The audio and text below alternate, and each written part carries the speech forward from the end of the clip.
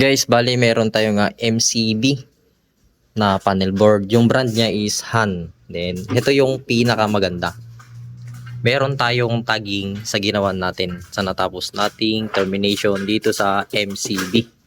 Then, yung brand niya guys is Shilin. Meron dito nakalagay na main circuit breaker, Iselco. Ibig sabihin guys, ito yung pinaka main natin dito sa panel board na ito. Then, meron tayong refrigerator, tagging, 20 ampere.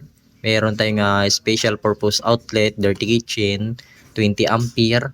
Washing machine outlet, 20 ampere. Ironing plancha sa may kitchen, dirty kitchen is 20 ampere. Jet pump. Ibig sabihin nito guys, dalawa kasi, merong bago din luma na jet pump dito. Bali, tig-isa sila ng circuit breaker. Bali, jet pump natin 1 HP, 20 ampere yung ating circuit breaker. Then, jet pump number 2, ito yung bago, 20 ampere din guys.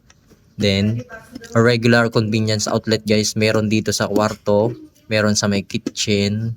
Then, almost parang 5 pieces or 7 pieces guys yung regular outlet na para sa mga charging ng phone, electric fan, naka-separate siya. Then meron tayong 16 ampere lighting outlet.